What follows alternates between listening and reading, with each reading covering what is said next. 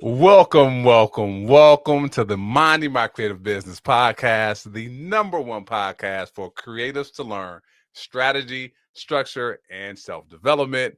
I am one of your hosts, Ron, ironically Jr. And I'm your host, ShySpeaks. And here's the thing. Today is all about recapping the entire season 3. So if you missed it, this episode is for you. Or maybe you only caught 1 or 2 episodes. You kind of want to know, give me the juice, give me the squeeze it out for me. Tell me what I missed. What can I apply? How can I get to those 6, 7, and 8 figures that y'all love to talk about on the Mind and My Creative Business podcast? Well, this episode is for you. So listen in. We're going to be unpacking episodes 17, 18, 19, 20, 21, all the way through 23, which featured Rhodes. Okay. We featured Miss Kim Jenkins. We talked about navigating full-time versus part-time with Ron and I. And then we had Roast Spit on there. This DJ / sneaker connoisseur turned store owner. Let me not get into it. Then we had Miss Janon, and then we had Savannah samples. And of course, Ron and I brought you another episode as well that was all about keeping the creative integrity in your business. So you don't want to just hear it like that. You want to unpack with us. And so the thing we love about these live episodes is if you are listening on the replay, then you're actually going to get the breakdown. But if you're listening live, we're going to be interactive with you. So you want to chime in, ask your questions, make your commentary, and we're going to incorporate it into the show. So this is pretty cool.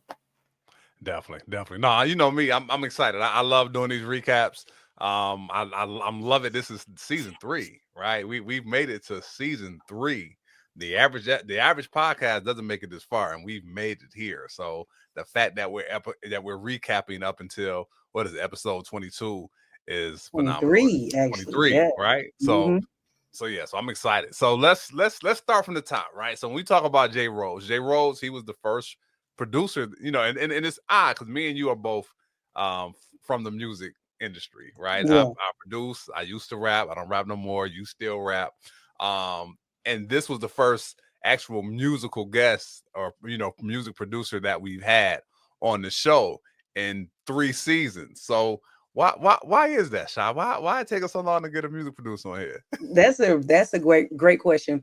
I mean, to be honest, it was intentional because we knew we could have easily tapped our friends from the music world, but we understand that the creative entrepreneur spans a landscape beyond the music, right? There are people who are interior designers, there are people who are culinary artists, there are people who are just whatever artisan and craftsman you can think of that may not necessarily have a stage and a music and a beat and a soundscape behind it, but they are still creatives. And these creatives have been taking their passions, their talents, if you will say, their gifts, and turning them into businesses. And we wanted to survey the landscape outside of just our friends. Also, it informs us, being that we're from musicians, what else is happening out here outside of the music world. So we intentionally look elsewhere so we can see what's happening and also be inspired ourselves along the way, because it's easy to tap in with our friends. But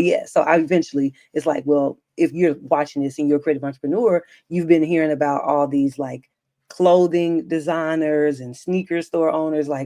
Okay, I want to hear about a musician. So we figured we'd go ahead and introduce the Grammy award-winning producer, Mr. Rhodes. Grammy Award, Dove Award, right? I mean, he got some accolades. So we was like, we're not just bringing anybody here, but we're bringing somebody that has the accolades, but also has the business acumen, right? He's been able to monetize his skill set, right? And he kind of talked about a few different things, right? One of his things, and since the show, so when we had him on, he was talking about his book, These Beats Ain't Free, right?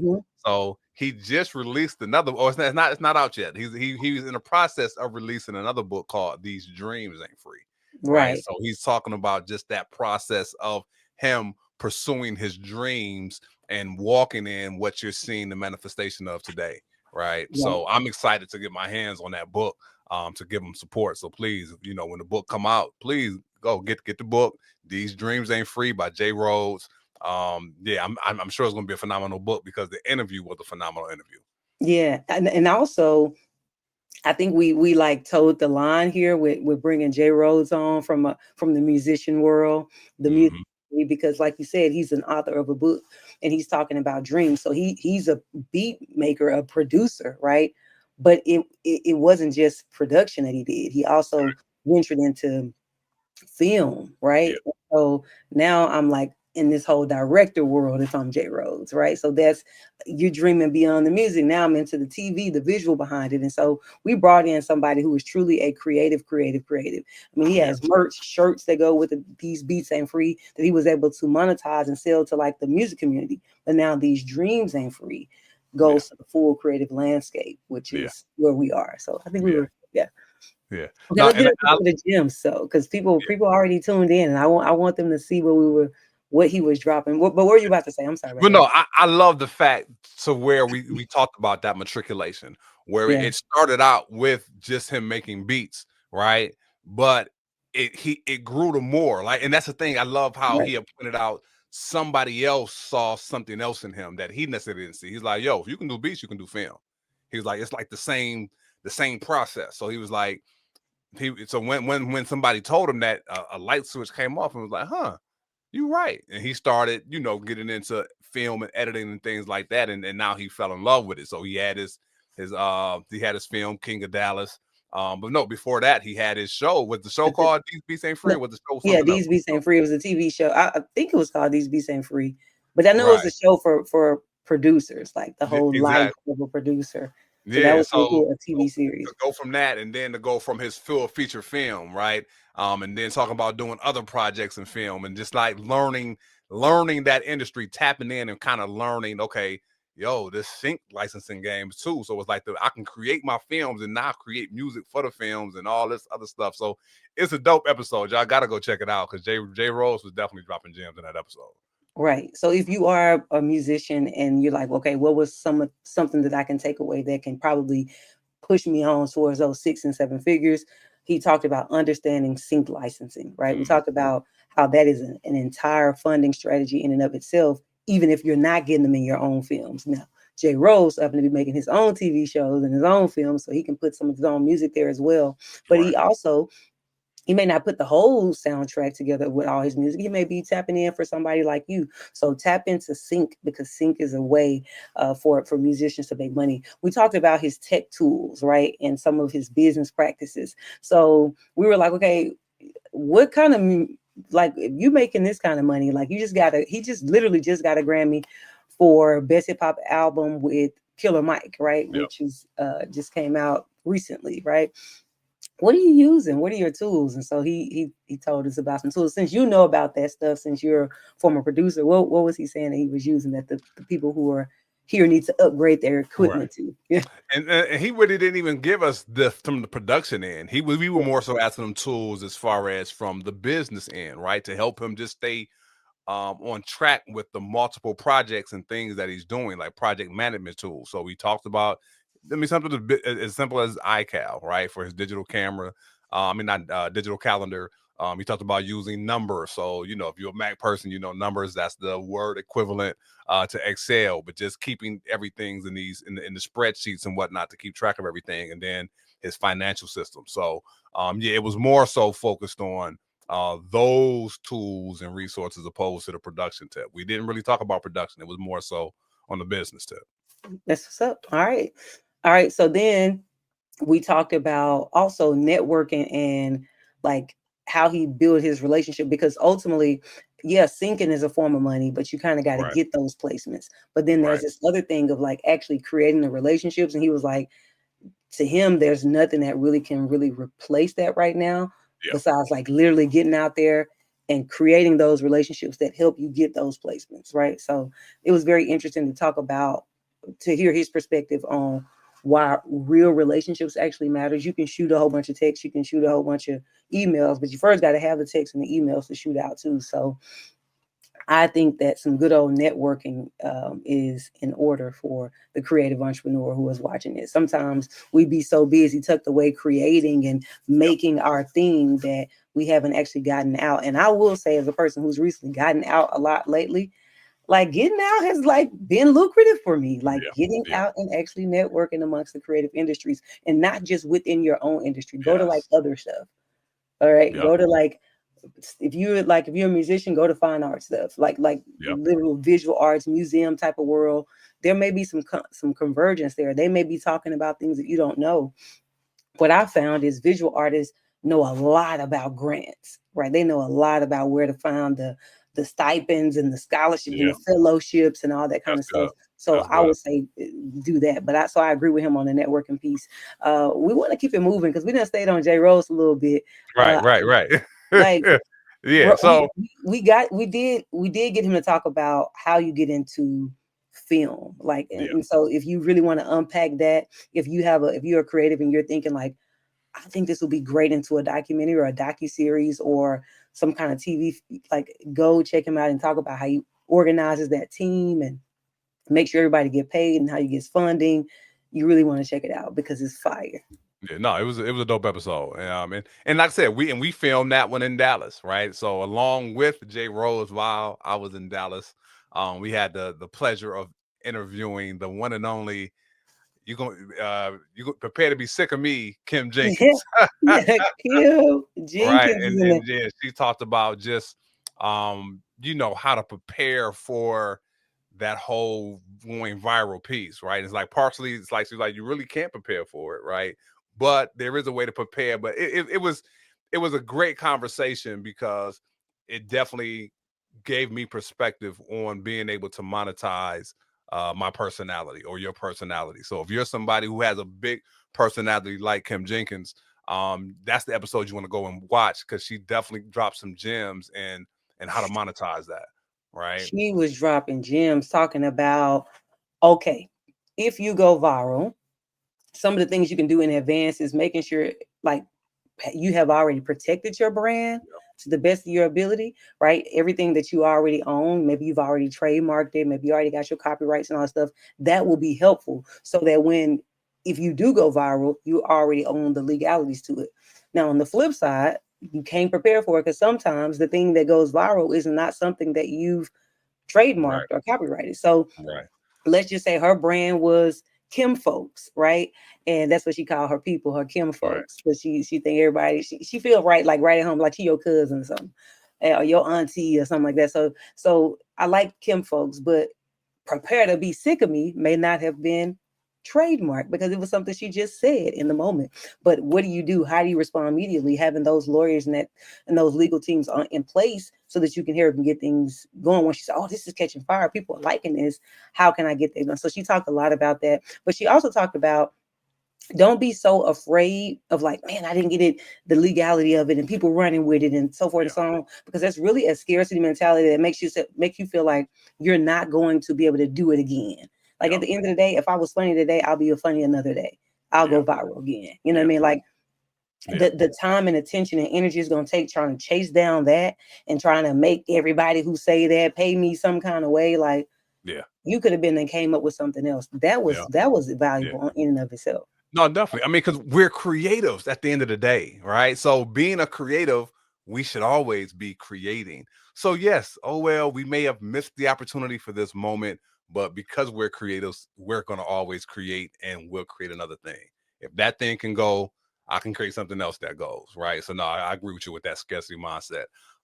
Yeah, and that piece that she was like, yo, she was like she did not know that was going to go viral, right? She Yeah. wasn't planning. It was just her. That's the thing. She was not creating content. She was just documenting. I was just sharing my experience. She said, I got this little baby hairs. I got the baby hairs in the mail. I'm about to go in and see my Ooh. beautician. And I was just having a moment. And that's how it went viral. So just which being, go ahead. which leads to one of the first keys that she talked about is building an authentic brand. She was just being Mm-hmm. her authentic self. Yep. And she feels like some people, how do you do this? And how do you do this? And try to craft it. But there's nothing to craft there. That was just her being her authentic self. So if you want to know how it works from her world, that catches wind better than something super crafted because people feel like that person just really cutting up and being themselves. So I wanted to shout out that aspect of building an authentic brand. So if you're out here and you're trying to grow your brand to the next level, don't think about how you can go recreate what somebody else did. Be comfortable being authentic, because once it's authentic, people will believe it. And if people believe it, that means they trust it. And in the world of business, not necessarily creative, but in the world of entrepreneurship, which is creative entrepreneurship, people are going to buy from you if they know you, they like you, and they trust you. Well, if you're just trying to be known, viral, liked, a whole bunch of likes and loves and hearts, but you're not going to be trusted if you're not being authentic. And Right. so if they trust you, they'll buy something else from you. Moving right along to something else we talked about is, how does she acquire her clients, right? Because she's not a personality. She is great at social media, content creation, event curation. Like, she Mhm. is a creative director. So how do you attract clients, and then how do you do your prices? So what was something that stood out to you from that? Right. So we know, like, from a client standpoint, relying on her reputation and her results, right? That's one of the big things. And as a creative entrepreneur, right, you have to deliver. So that's one thing she said. Listen, I know I'm good at what I do, right, and I'm going to get you the results that you're coming to me for. So that was big. And then word of mouth, referrals is key. So if you're delivering, you're doing a great job, people are going to share. So she has that system set up to where she has that referral system and whatnot.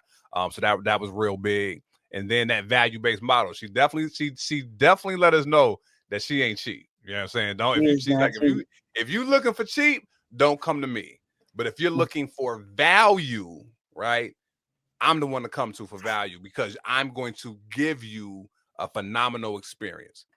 And she talked about helping other creative entrepreneurs figure out what your value-based pricing is. So if you're Yeah. like, okay, I know I'm giving more value, but people still want to pay this. Mm-hmm. She gave a perfect example. She can do a flyer, do a graphic design flyer, but you don't just need a flyer to make your event sell. You probably gonna need some marketing, or so you're gonna need some other things. Like, you don't just need a flyer. That's true. You need some collateral. You need the signage at the event. All of it needs to be branded cohesively. Like, so you need a full graphic design package. Exactly. Now, once we do your packaging, right? So what she was saying is, people come to you with what they think they want, but Yep. if you are the expert, you'll know what they need. And so what Mm-hmm. you then is for you to do is to explain to them, hey, this flyer is going to be one thing, and that's what people are going to experience. When they get to the event, you want to keep the same level of uh, creativity that they see on the flyer all throughout the event. That's what's Yep. going to make them really love it. Because if they love the Yep. event, they're going to be sharing it, posting about it. And when you get ready to do it again, they're going to. And so that's what she was talking about, is figuring out how to give them value. So that's a graphic designer piece, but I may not say that how she said it. So again, you want to actually go check that out, because Yeah. she explained it very well. And she talked about, it's easy to make money once you start pricing things based on value, right? She was Mm-hmm. like, so if I'm telling you, how much is a sold out event worth to you, right? A sold out event, what is that? That would be 300 people that all bought 50 tickets, for example. Okay, what is that, run? 300 times 50, what's that? 300 times 50. That's 3,000. No, that's two. That's That's That's 1,500. 3,000. But no, that's on up there. That's ooh. Let me hold Yeah. on. He said, "Love." He said, "Let me." You He said said, "Let 350. me You think said, of." what was it? Oh, I 300 was times saying 50? 300 people times 50. That's 300 15. times 50? Yeah, it's 15. No, 15,000. My bad. Yeah, yeah, 15,000. Yeah, yeah. I knew it was So 15. So she was saying, for them to have a sold out event that people love is 15,000. So we already know what they want. So do you have the skill set to help Right. them have a sold out event? Right. Right. You do the graphics, you're gonna make sure all the collateral, you're gonna have the graphic behind the graphic, you're gonna help them maybe even run the ad, then the follow-up engagement ad. They may need email stuff, they may need their this banner. Like, if you can get them to do all of that, they may be willing to pay you 3,000, Right. Right. because it's worth 15 for them. And so where they came to you for a $75 flyer, if you can get them a sold out event, it costs a little more. So I may not be saying it how she's saying it. So you Yeah. definitely, again, want to go check that out. I mean, sis talked about having a self-sufficient team by hiring. I'm telling, she talked Yeah. about how to hire, who to hire, uh, making sure that you can deliver based on who you hire. Like, so that's another thing, because she talked about integrity, right? Yeah. You can't just say, "Oh, I want to charge $3,000," but you're not delivering. You don't want to over promise, under deliver. So how can I over deliver? Right? Right. Because that's what integrity is, and that's what's going to make people want to bring you back and tell other people about you. So Exactly. she's all about that. So yeah. Yeah. So no, so definitely check that episode out. Then that led us to our next episode, right? That was our full-time versus part-time entrepreneurship or creativepreneurship, right? Yeah. We kind of both shared, like you're the one out of us who's full-time, but even that we changed the verbiage where it's like, okay, when we're saying full-time, it's not necessarily you're spending all your time, but it's fully sustained. Like you're able to, like your livelihood is fully sustained from your creative entrepreneurship.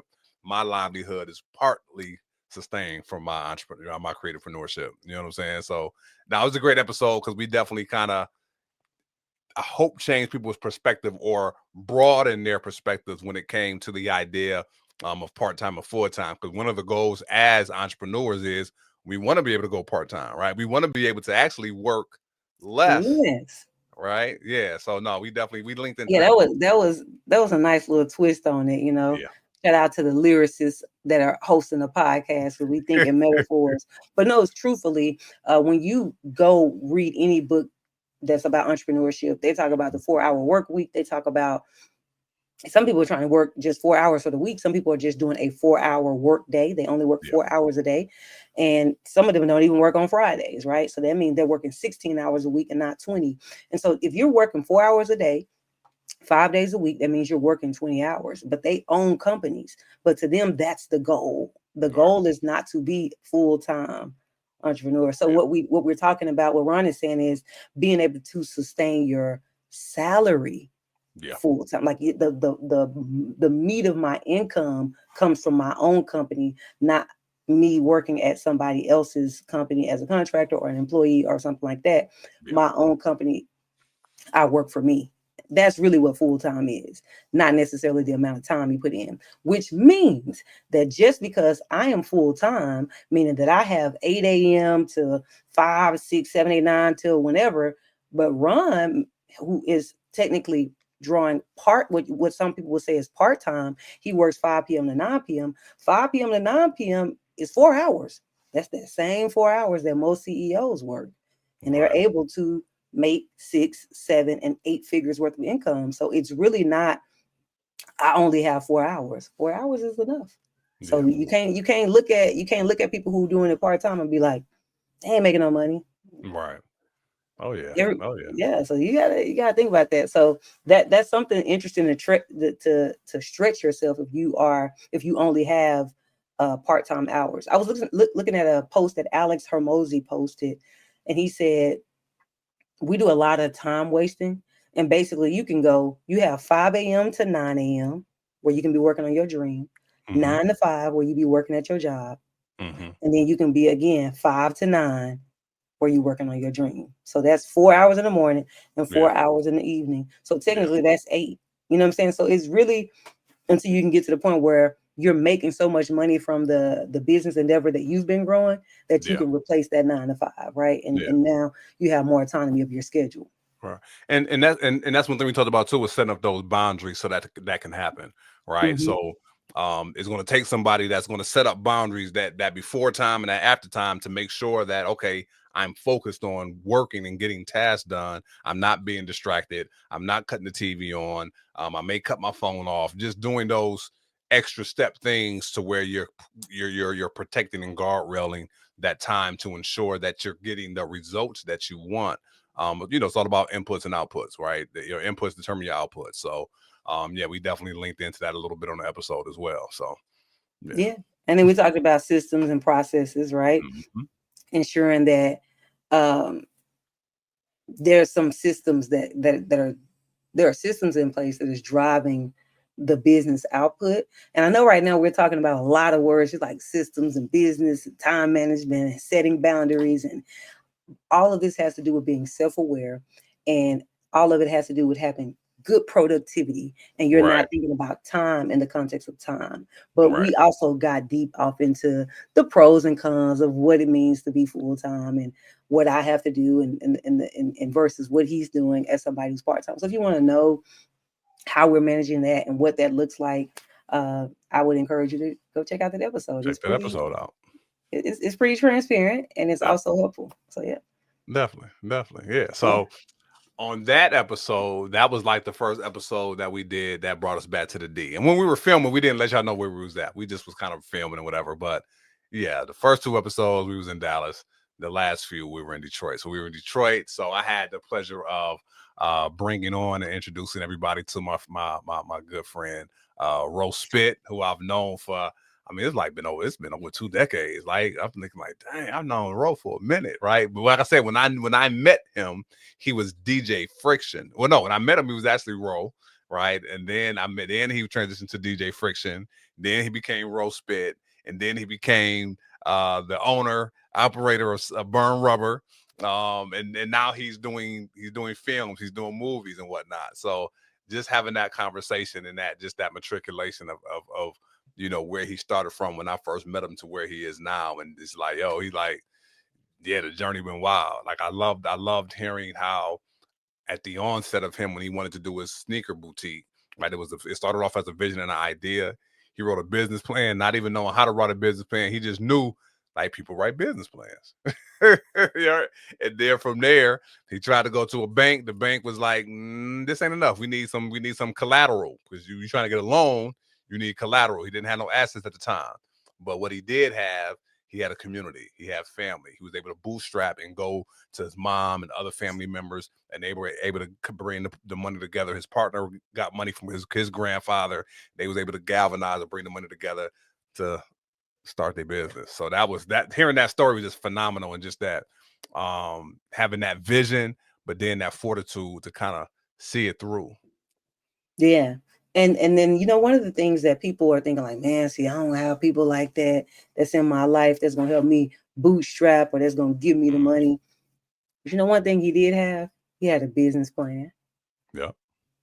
So, the people in your world may be willing to help if they feel like you have a plan.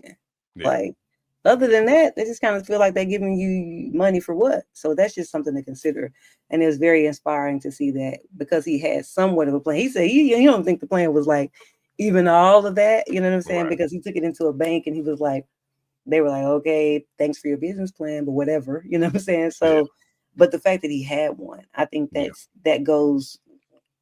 says something. And I would like to encourage a lot of creative entrepreneurs to follow the Rose Spit model, right? Rose Spit, as we begin to talk about, he went through all these matriculations of creativity, but he owns sneaker stores. Well, not just sneaker stores, like it's a shoe and apparel, right?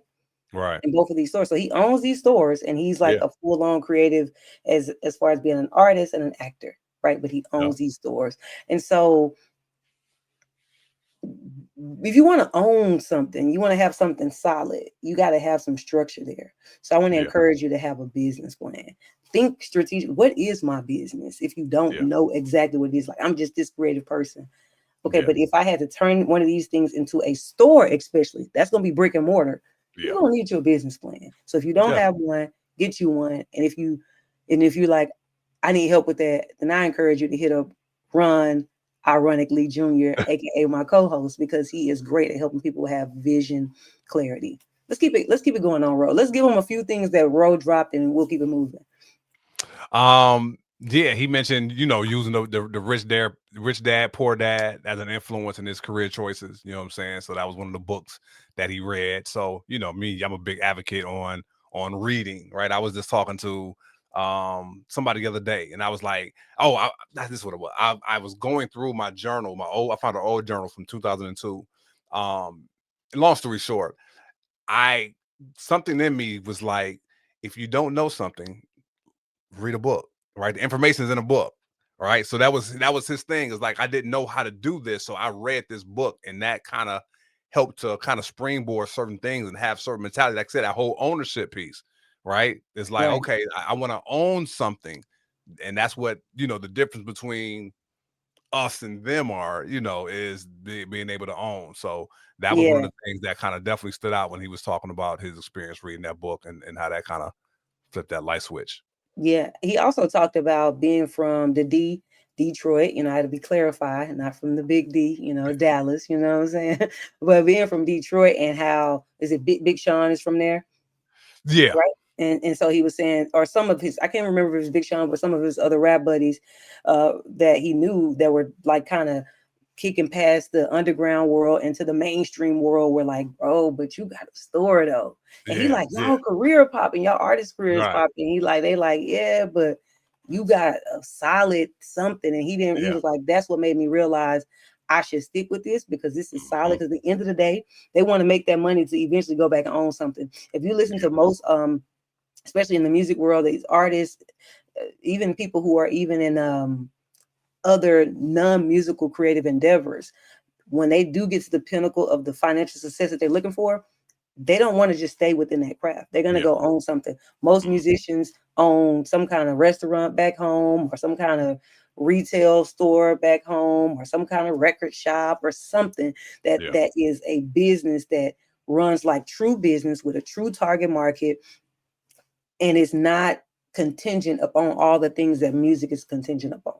Yeah. And so, or their creativity is contingent upon. And so, anyway, I think that's interesting that he didn't have to go be the pinnacle of success with his rap career, but he still had something solid that his other rappers were like, bro, I want one of those. I need a store. You know what I'm saying? Like, so that was solid. So anyway, if you're a creative entrepreneur and you have a solid idea, and you have this other creative endeavor, go roast bit route. Because now he says, and I'll say this, and you have to go watch the episode, because again, it's his story to tell, and he's the one that owns the two stories.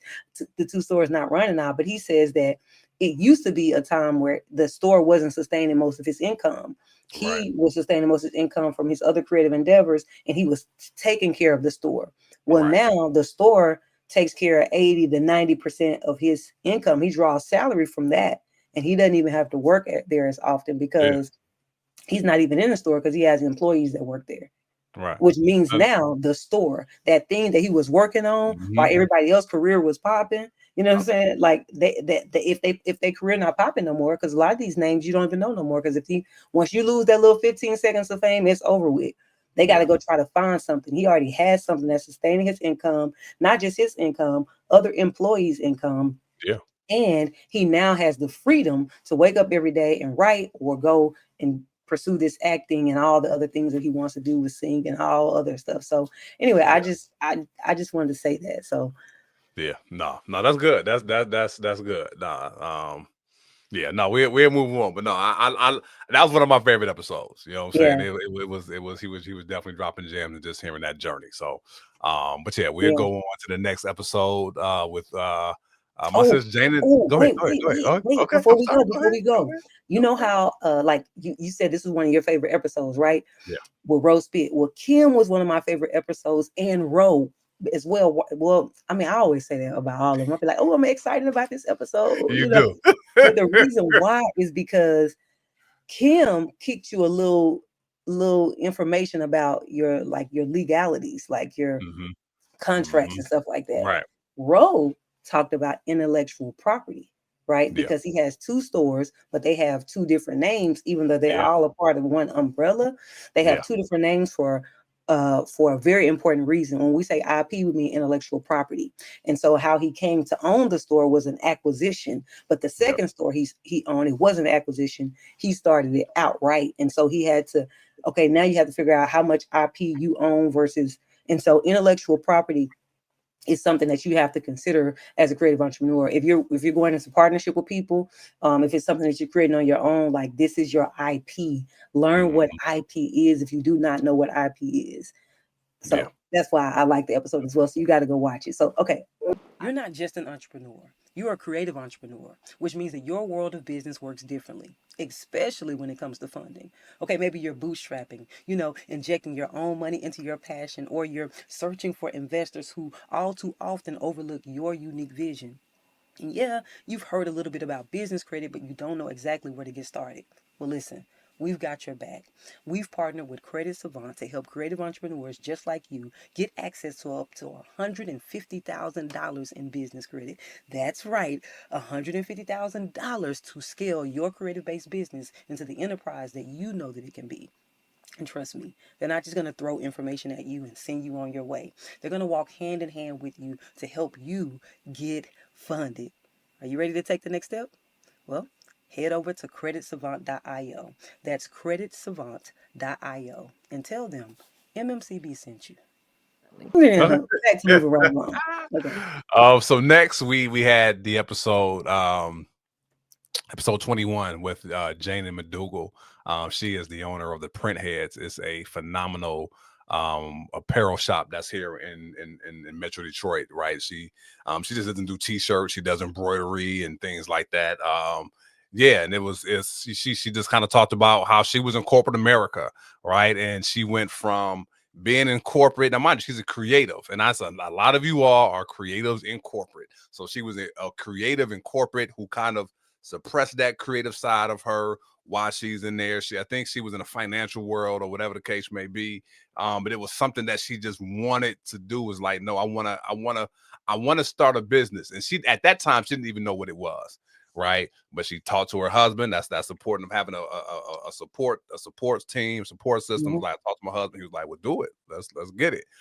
So she jumped out. She jumped. Now, listen, I don't necessarily encourage everybody to leap. Right. That was her journey, she just leaped. I didn't have no plan in place. I ain't had no back. I just leaped. Right. Let's be clear. She was previously in finance in corporate. So she's a high wage earner. Right. So being a high wage earner means you're walking away from a lot of money, but that also means you probably have more disposable income than the average American. So you probably have a nice little savings account. You probably have a nice little 401k package. So she probably had you know what I mean? She might have had, and of course she had her support system, which her husband says, go ahead and go. But I think that's something to be considered. If you're like, not super duper gainfully employed, like you're employed, you're just making enough, make ends meet. When you step out there, you're not going to have that much of a runway from savings versus if she's a corporate person and maybe she's six figures. I can't remember if she said, but if somebody is six figures, you should be saving a nice little chunk of change every single month, every single check. So your cushion may look different, but it's still going to be a leap nonetheless. I just want to put that out there. You know? No, definitely. And she encouraged. She said, I don't encourage y'all to do what I did. She was like, but I took that leap. You know what I'm saying? And listen, I encourage my clients all the time is create you that financial bridge, right? Like, don't just take the leap, create a bridge and a plan and start working towards it. Because like you said, you never know. In entrepreneurship, like I said, you got ups and downs, right? Sometimes, especially in the beginning, you're gonna have a lot more downs than ups. So you want to have something that can sustain you. So build while you're still gainfully employed. Utilize the money from your employment to fund your vision. Yeah, that's simple. So okay, that's simple. It's too easy. So you gotta do it like that. Okay, so Janet was dropping gems. She talked about, and I'm gonna go back. She talked about having centers of influence. That was a word she kept saying. Centers of influence. So if you go back and listen to her talk about centers of influence, that is, she had target specific people. There were individuals that she wanted to go network and connect with and build partnership with. Those are her centers of influence. And she may explain it a little bit better. So you have to go check that out. So, and so she was like, I can't try to reach everybody, but if I can get a few people, like if I can get these people right here, this is where a great book of business will come from. And I know she talked about getting, she talked about how she went from the, like her basement, right? And her small machine to now having this, what is it, 10,000 square feet? Yeah, 10,000 square feet. Yeah. A corner of a basement to 10,000 square feet. Right. That's crazy, right? So, but she didn't start out at 10,000 square feet. And a lot of people just want to start out at 10,000 square feet. Start there. And that's just wild. But even though she was in the basement, she just kept growing and adjusting, growing and adjusting, growing and adjusting. And every time she grew, from the basement to like a small office, from the small office to the next place, like she adjusted her back end. Like when I say back end, what are your systems? The systems you need in place for like a small little one-person print machine is not the same for like, okay, you're a printer. You print shirts, okay, but you're probably not doing embroidery yet. You're probably not doing all the different print styles yet. You're just doing one heat press. Eventually you're going to move to DTG and all the screen printing and all that kind of stuff. So you're going to want to need more space. Well, it's because you're probably fulfilling more orders. And once you're at the small machine, you're probably doing 10 to 25 shirts, 25 to 100 maybe on one machine. You're probably taking payments a certain way. But then once you get an invoice for 500 shirts, you know what I mean? That's different. Or see, now I have to use the word invoice, because you was probably just taking cash payments for 25 shirts. Oh, doing your bachelorette party, or your bachelor party, all 60 y'all want shirts, and he the groom, got you on that. But then once I get to the point where somebody wants the whole YMCA or the whole Boys and Girls Club, we want you to make shirts for all of them. Right. Now I need more machinery. Now I need to be able to send an invoice, and I need to be able to. I can't just wait. I can't go buy all the shirts myself, right? If it's just 6 people, I can just go buy them shirts up front, then my cash, and I get the money on the back end.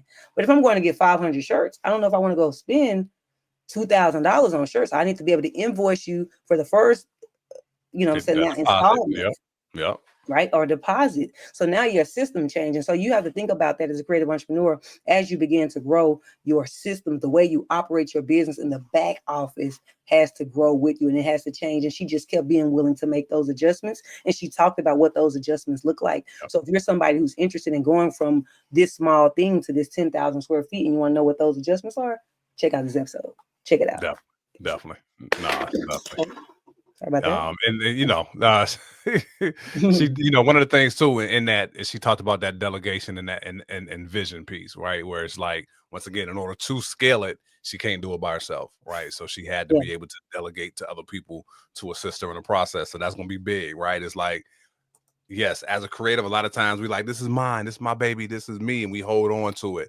But in order for it to grow and scale, right, you're gonna have to find other people that you can bring along to support you in that vision. And that goes back to what Rose Pitt was saying, as far as him having, or what Shy was saying about Rose Pitt having that business plan.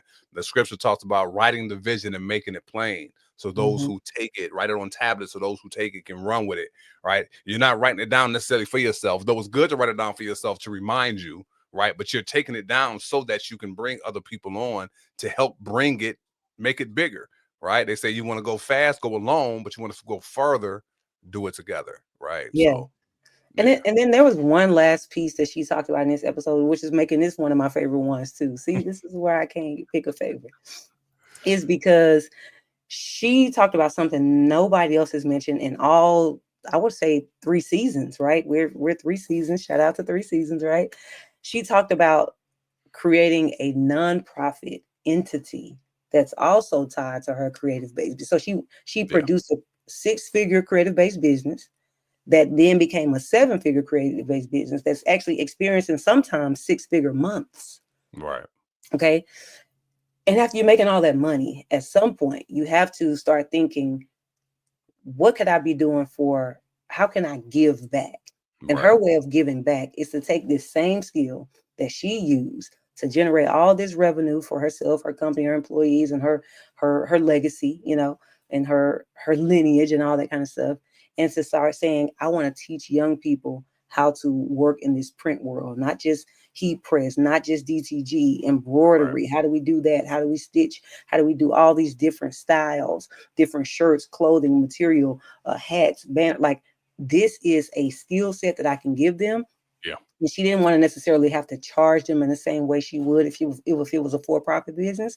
And so she created the Printheads University. And so I love that, because a lot of creative entrepreneurs are thinking like, I'm trying to start this business. I got to get this LLC. But some of you guys may need to also be considering starting a nonprofit so that you can actually serve in a different capacity. And if not starting a nonprofit, going to partner with a nonprofit so that you can help add an entity or a division to what they're doing so that you can serve a group of people. And then, of course, there is a business benefit to all of that. It's somewhere in there. So she really dropped the gem.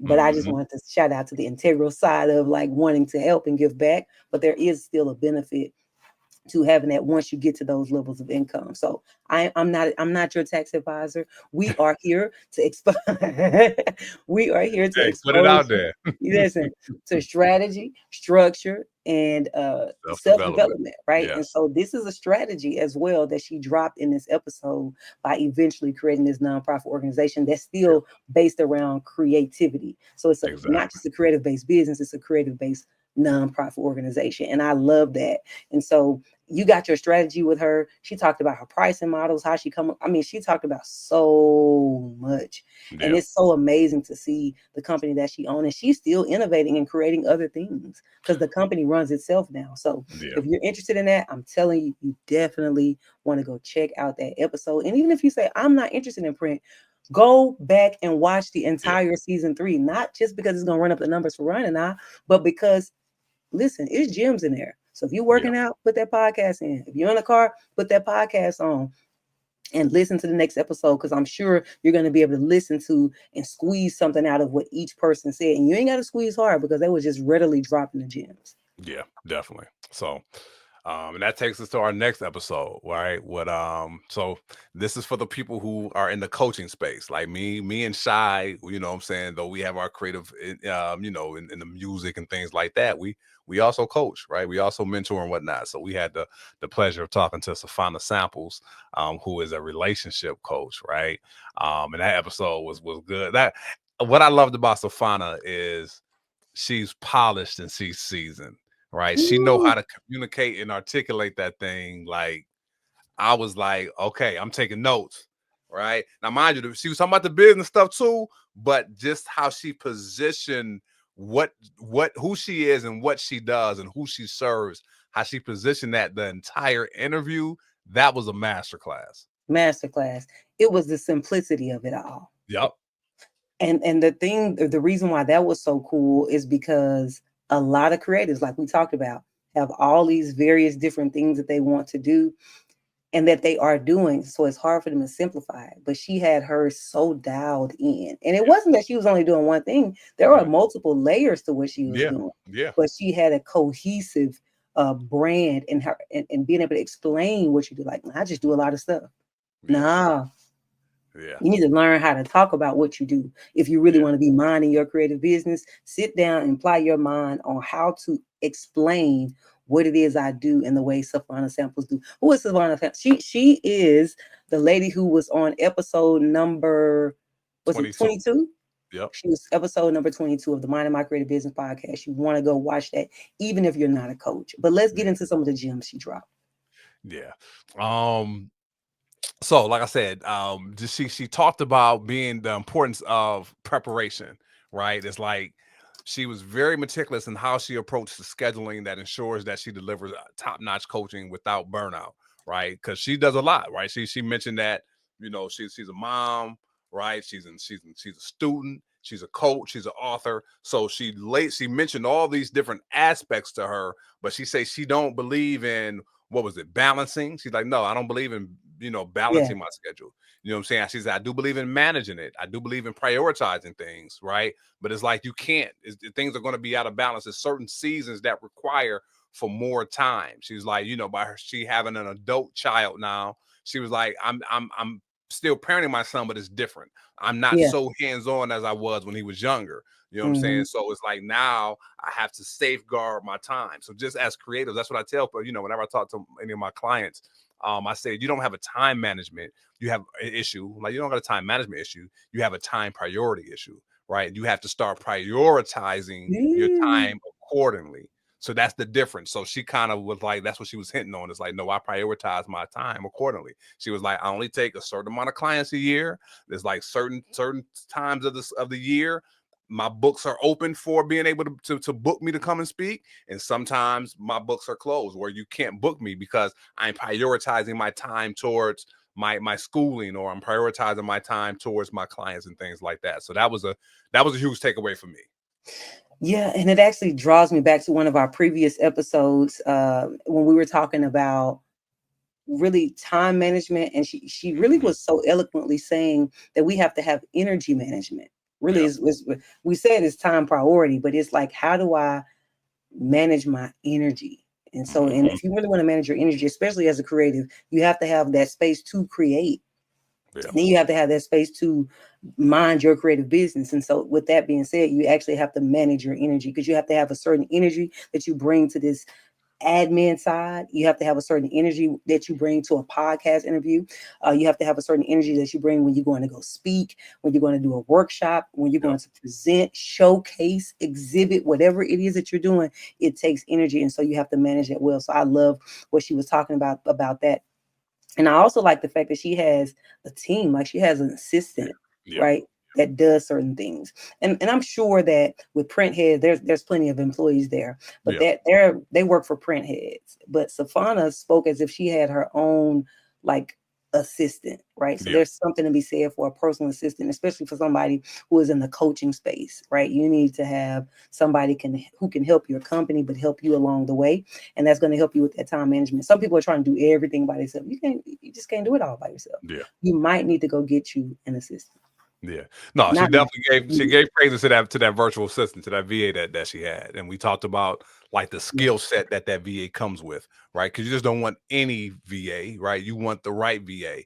And this VA, she said she came pre-downloaded with a multiple skill sets that she's able to just turn things over to her and let her just kind of do. So yeah, and then even with that, MMCB, or our sister company, System Savant, that's we got, it's some stuff coming, right? So we are ready for that. It's some stuff cooking. It's cooking. So we got a software in the works for the creative entrepreneur, if you want to know. I'm not even gonna tell you yet. Wait for it. I just want to at least put it out there, at least let y'all know, like, listen, we got the strategy structure and self-development piece, but we got some other stuff too that we want to support y'all with. So just know. And one of the things that we can talk about is it was this season 3 was brought to you by Credit Savants, right? So that is we want to have a software that's specifically for creative entrepreneurs, because you need a tool that you can help run this, to help you mind your creative business. But you also sometimes just need funding.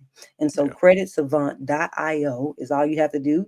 You'd have to type that in, creditsavant.io, and you'd be able to go find funding, business funding for your creative based business, right?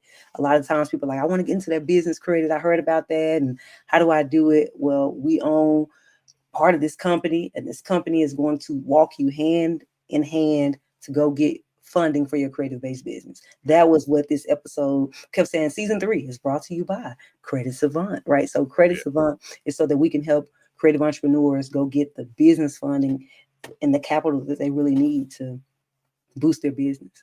All right. So on that note, so the last episode prior to this live one was episode 23. And we had the pleasure of doing a case study episode, right? We did a case study episode season 2 with Walt Disney and Steve Jobs. This season we did some contemporaries in the creative entrepreneur space, and we did case studies on LaRussell and his company, his company, a brand, Good Company, and then Pinky Cole and her company, Slutty Vegan. And you all may have seen, Pinky Cole in social media news as of late, right? So just the timing of everything was kind of perfect to be able to highlight her, and just the beauty of the episode focused on being able to sell out without selling out. So being true to you, and we mentioned this earlier, being authentic with Kim Jenkins, being authentic in who you are, keeping your creative integrity, but also being able to sell your products, sell them out, not sell your soul, but selling out your products. So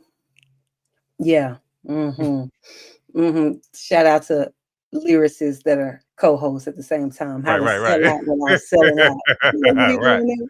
But no, seriously, I think a lot of times people think if I want to go commercial, if I want to go big, I'm probably going to lose the integrity of what I'm doing. I'm probably it's not going to have the quality anymore. I'm just going to go for, I'm trying to sell out. I'm trying to get the bang for my buck. I'm trying to make the most money, and they're willing to like sell out. But there is a way of going about it. And I think that LaRussell embodies that with Good Company. as an entrepreneur, right? So he's an independent artist. He is, but he owns his own label or creative agency, or I'm not sure whatever he's calling it. But it is a unique approach to make sure that the funding is there and it come from somewhere. And he doesn't necessarily have to sell out while he's trying to be an independent artist. For him, selling out would try to be going to one of these labels that's really just going to shelf him, or just really going to kind of drain all of his money, or whatever it is he thinks is going to happen, or not even value him at the way he wants to be valued. He wants to go direct to consumer who actually value it and let them pay and have partnership in the company. And it's a very cool business model. Not necessarily like go listen to Lil Russell for the artistry. You may not even like rap. You know what I mean? I'm talking about looking at how he structured good company. Yeah. And that's what we talked about in this episode. So you want to actually check it out, because we really unpack and peel back those layers. And then as far as like selling out, it's so interesting because Pinky Cole invited so many investors in. And so now she's talking about how once you do that, there's a sellout that's on the other side of that. And so ultimately, that's something that any creative entrepreneur, whether you're just getting started or whether you are, I don't know, maybe not just getting started, maybe you're in this place where you're like, okay, I'm about to scale and I'm about to expand, and I need to start bringing in investors. But at some point, there has to be a stop, because once you start selling out, then you know what I'm saying, you've lost the integrity of the creativity that you came up with. And so ultimately, I just want to encourage you to get those investors, but also make sure that you are more focusing on not selling out, right? Yeah. Not selling out the creativity, so that you could still being able to have the financial success that you're looking for. Definitely. You know, when we kind of touched on LaRussell's good company model, where he has a model where you pay what you can, right? Mm-hmm. And I saw him doing an interview, and he was just talking about how it's allowed people to come into like shows for like $1, right? My man was like, all I got is $1. Like, yo, we take the $1 because somebody else paid 1,000, right? Yeah. So it balances it out, right? But he Yeah. was like, yo, this was the best show I ever had, and I paid $1 for it. I wouldn't have been able to come see you. You know what I'm saying? So he was just saying how that model has been beneficial to everybody involved, right? It's a win-win. It's a win for the audience, because you got some people that want to pay more, right? If you trap me into this $50 model where it's like, okay, I want to come see you for $50, that's all I can pay, but I want to pay you more. And then you got some people like, dang, I ain't got $50, I can't even go see him. So he's able to pay what you want, and it balances it out. Then that's just a dope model, right? Right. He Because does there's that for the also a performances partnership and the model. record sales. Oh, so, I'm sorry. Go ahead. No, go ahead. No, sir. Yes, I'll say and there's also a partnership model on the other Yep. side of that business. So while you have to pay what you want, there are some people who are paid into a partnership, and I think that that's the new.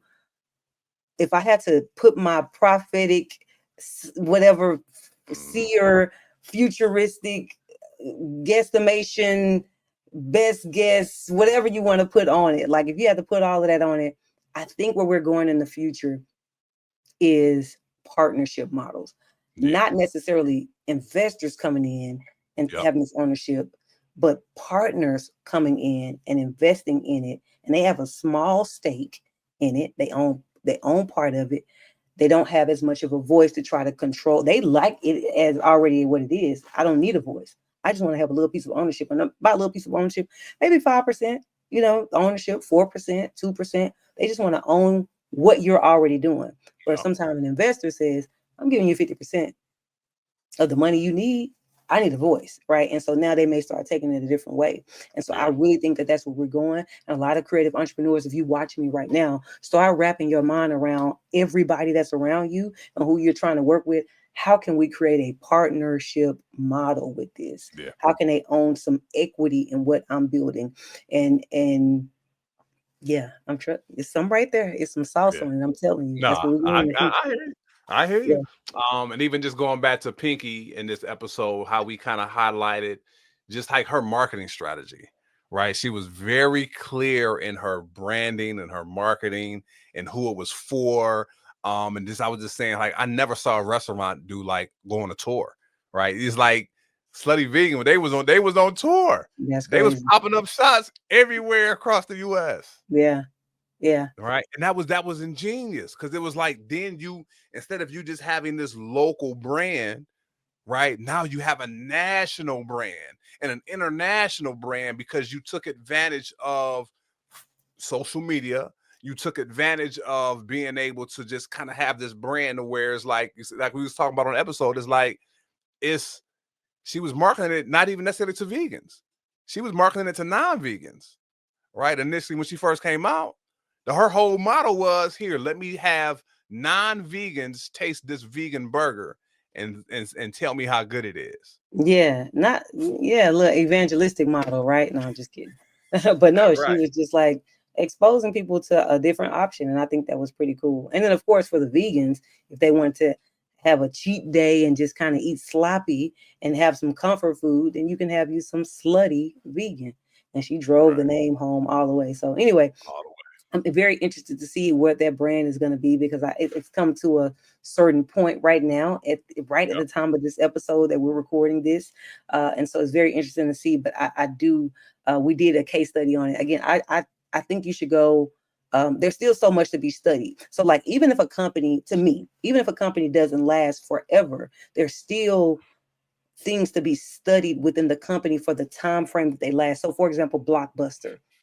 If you're Mm-hmm. old enough to know what Blockbuster is, it's a company that lasted for many years. It's still interesting to go see what was working, what went Right. well, what Yep. didn't go well, where were the peaks and where were the valleys. And you can still glean something from Blockbuster, a company Yeah. that doesn't exist, and apply it to your company today and have success. How do I know this? Because Warren Buffett actually reads like the charts of what happened with companies over the years. He watches their P&Ls and see Right. what was actually going on. Like, he watches it year over year, and I'm looking at the trends. So, oh, I see a dip here or a spike here. What happened? And once I go hear the story, that thing worked, that hit. Right. So there's something to it, I'm telling you. So Mm. yeah, you definitely want to go check out the case studies that we did there. I'm excited to be on season 3, and I'm Yeah. excited about what we're going to be doing for season 4. We're kind of like upgrading the equipment. Come on, 4. We are turning 4. When we get to season 5, ain't nobody gonna be able to tell me nothing. Prepare to be Right. sick of me, like Kim said. Ah, No, yeah. Yeah. but season 4, I'm excited about it. But I thought it was worth, and we thought it was worth recapping season 3 in case you missed it and you want to Yeah. know which episodes should you really go tap in. You should have heard about it here. You could have chimed in with us. We didn't see a lot of people chiming in. I did see my good friend Michael Bethany chime in.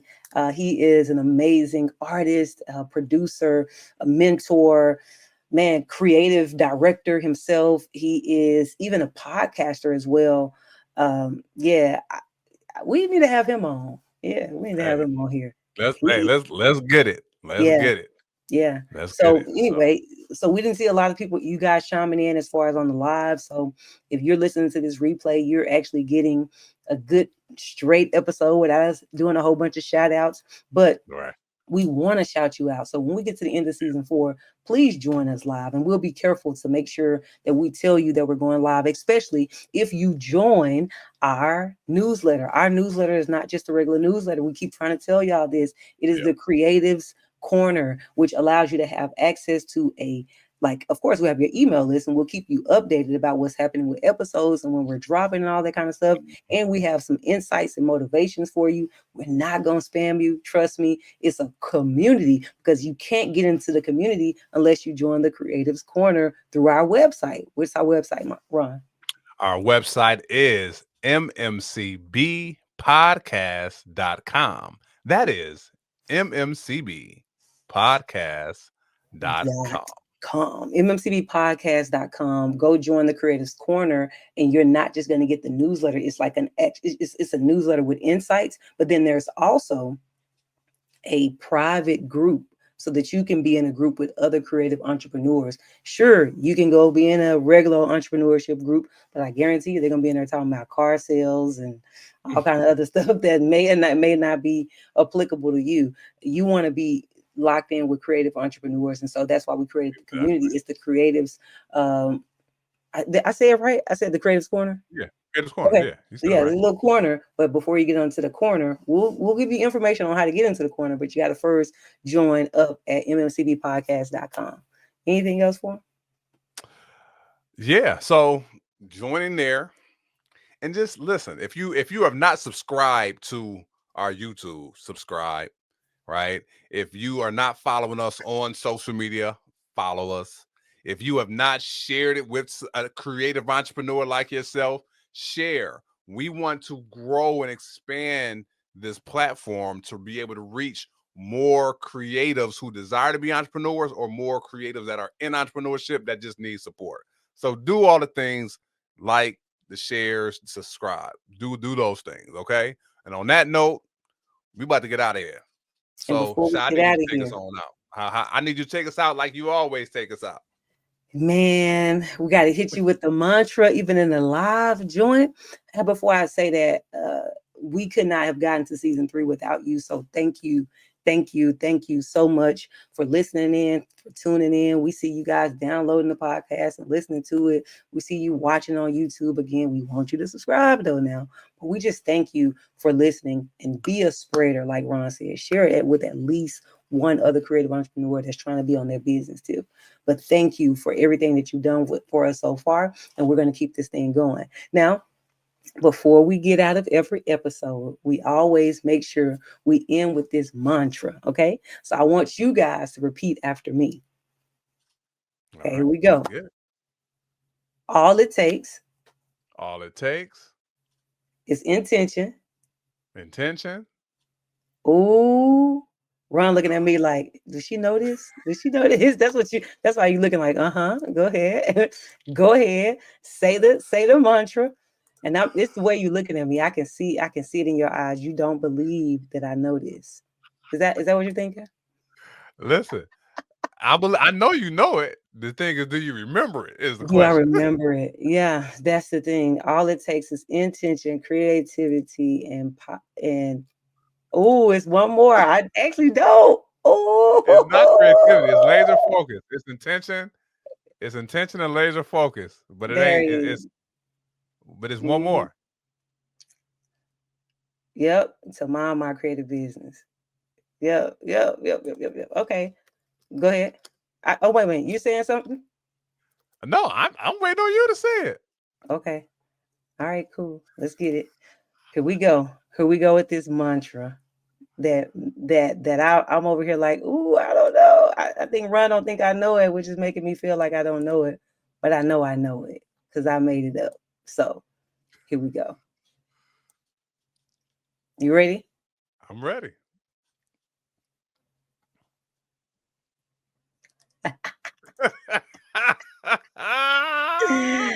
Ron, come on. Don't do it like that. You Don't had do lost it the to shot. me. Hold on. I got you. I can't leave you out here to dry. Hold You on. can't leave me out here. Look at me. Let me see. One word. Oh, I know I need to know it. Where my word at? Oh let's see. man. Where is it at? Where is Yeah. it This mantra. I at? haven't said this mantra in a long time. All it I didn't takes. put up the wrong thing. Hold on. Let me see. I can't Oh, leave you out here. you looking at Y'all me know like it's live. that Listen, because y'all you know don't it's know live. it You too. got it? Huh? You got it? Yeah. I know what it All right. is. What it? All right. Consistency. That's what it is. You Consistency. right. That's what All it we got takes to is do. Do attention, this more consistency, on and a laser focus. consistent basis, so I won't be freezing up on the mantra. It was intention. There was a word. Laser focus. To mind my creative Nope. business. It's Consistency intention. was It's right there. intention, consistency, laser focus. Yeah, I know. That's why I said I missed it. I skipped the word on purpose. Oh, okay. Intention, blank, laser focus. The Okay. word I was Yeah. missing was consistency. There you go. More There you so. go. Okay. And I wasn't. I listen. I wasn't no good. I ain't help you neither. So Yeah, you was looking at me like, I don't know. So I feel that okay. So I need y'all to say this out loud. Okay, here we go. All it takes all it takes is intention, is intention, consistency, consistency, and laser focus and laser focus to mind my creative business. to mind my creative business. And on Yeah. that note, we'll see y'all later. Peace. Peace out. Consistency.